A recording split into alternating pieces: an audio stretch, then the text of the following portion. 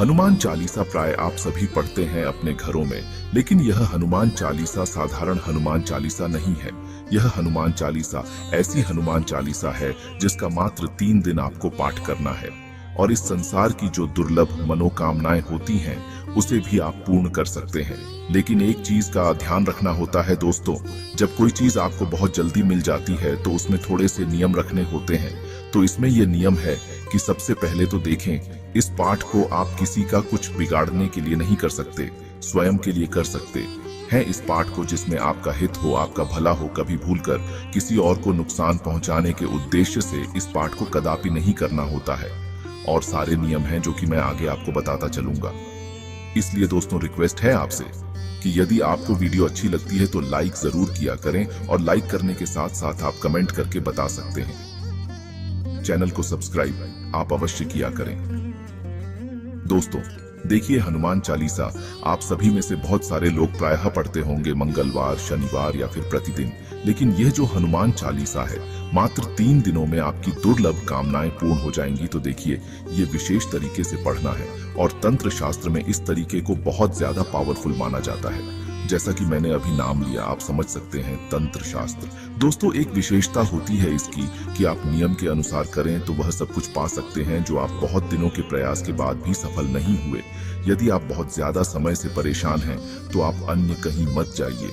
दोस्तों यह उपाय ऐसा है कि जिससे हनुमान जी का आसन हिल जाता है, आसन डगमगा जाता है। वह अपने भक्त के पास आकर के उसके काम को पूर्ण करते ही करते हैं। तो चलिए विशेष उपाय की बात कर लेते हैं।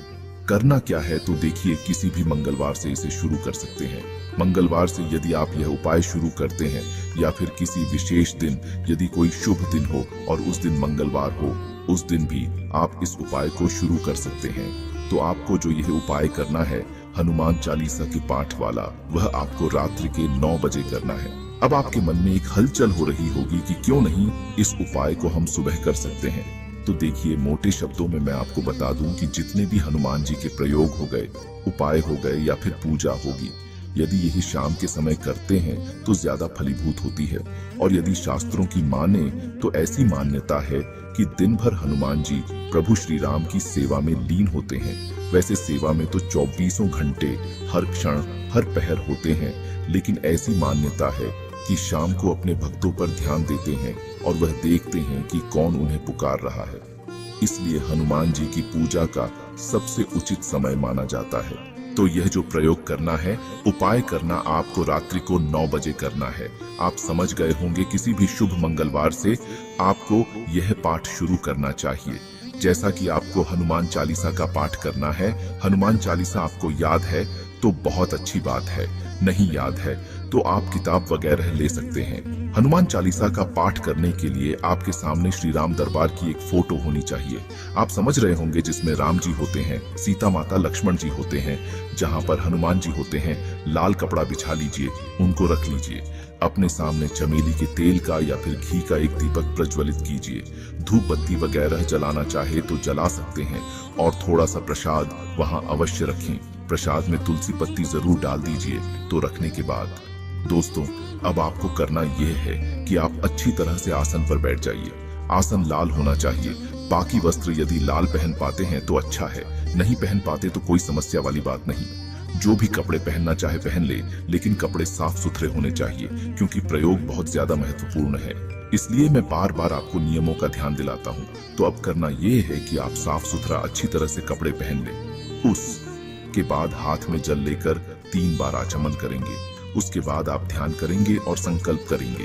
संकल्प क्या होता है? संकल्प वह होता है जिसको आप जैसे दाहिने हाथ में जल लेकर के और अक्षत लेकर के आप हनुमान जी के सामने संकल्प करेंगे, गणेश जी का नाम लेकर के, हे विघ्नहर्ता, आज जो मैं प्रयोग करने जा रहा हूँ, इस प्रयोग को आप निर्विघ्न पूर्ण करें और मेरी मनोकामना पूर्ण करें। आपको संकल्प कर लेना है। आप अपना नाम, स्थान, गोत्र भी बोल सकते हैं और यह संकल्प जो आपने हाथ में लिया है वह गणेश जी के सामने अक्षत और जल है, वह छोड़ दीजिए। गणेश जी से प्रार्थना कीजिए आपका संकल्प निर्विघ्न पूर्ण हो। उसके बाद अब करना है दोस्तों कि आपको एक चाहिए भोजपत्र। भोजपत्र पूजा की दुकानों पर बड़ी आसानी से मिल जाता है। 10 रुपया 5 रुपया का मिलता है, बहुत महंगा भी नहीं, आपसे ले सकते हैं। लाल चंदन हो तो बहुत अच्छा है। नहीं है तो आप लाल पेन ले लीजिए और वह लिखिए जो आपके मन में है, जिससे आप चाहते हैं कि पूर्ण हो जाए। मतलब अपनी मनोकामना लिखिए। उस पर लिखने के बाद जो आपका यह कागज है वह हनुमान जी की जो फोटो है, मूर्ति है, उसके नीचे दबा दीजिए। अब आप करना है हनुमान चालीसा का पाठ।